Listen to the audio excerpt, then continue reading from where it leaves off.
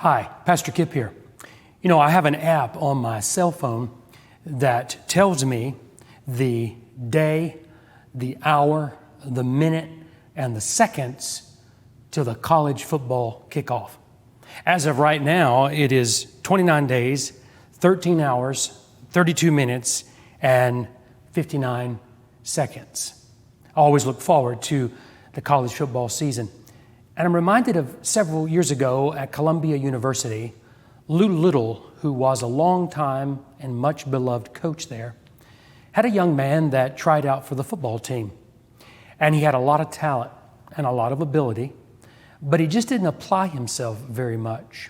He had a stellar career in high school, but when he got to the college level, for some reason, he didn't excel.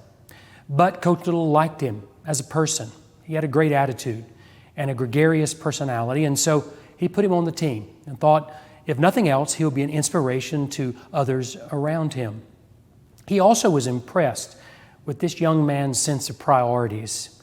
He would see him often walking across campus with his father, and he would have his arm around the shoulders of his father. Sometime later, a call came in to Coach Little's office informing him that this young man's father had passed away, and would he please find the young man and inform him? And he did.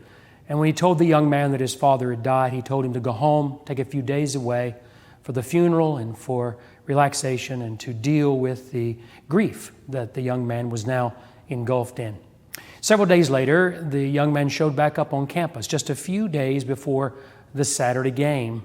And the coach went to see him and was encouraging him and told him, if there's anything I can do for you or any way I can help you, you just let me know.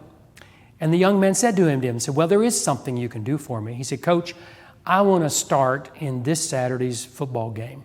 He had not started a game all season, and he had played very little. And the coach thought to himself at first, well, I can't start him in the game. He's not good enough. There are players that are better, and this is an important game. It's one of the most important games of the season, and we need to have all of our talent on the field, as it were. But his compassion overcame him, and he decided to honor the young man's request. And he said, okay, I'll start you in this Saturday's game.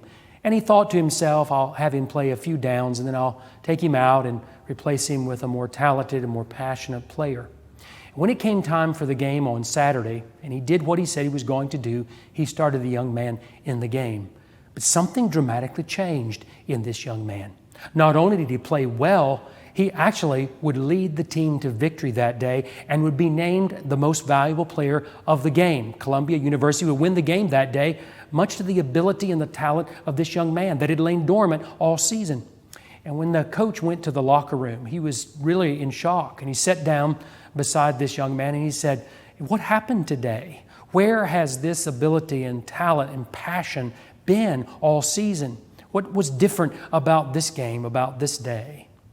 And the young man looked up at him still with the signs and marks of grief of the loss of his father on his face, yet with a sparkle in his eye and a smile. He said, Coach, he said, my father, you've seen him here from time to time on campus. He said, well, there's something about him that you don't know. And a matter of fact, not very many people knew. My father was blind.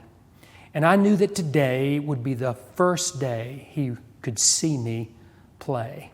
And so I played for him today. In 1 Corinthians chapter 2 and verse 9, we find these words, eye has not seen, and ear has not heard, neither has it entered into the human imagination the things that God has prepared for those who love Him. Sometimes we're blinded by the reality of God around us, and we just don't see. We don't see what God is doing. But when we allow God to open our eyes in a miraculous way, and we begin to realize that God has prepared for us things that we cannot even see and things that we cannot even imagine. I'm going to encourage you today to put it in a word, leave it all on the field on behalf of God. And God has promised us that beyond what we can understand or comprehend, God is going to do His work through us. And when we do that, we can know with assurance that God will go with us. God will be beside us to show us the way, behind us to befriend us, above us to watch over us, and within us to give us the power to turn our struggles into stepping stones. And that has been your Faith Lift for the week.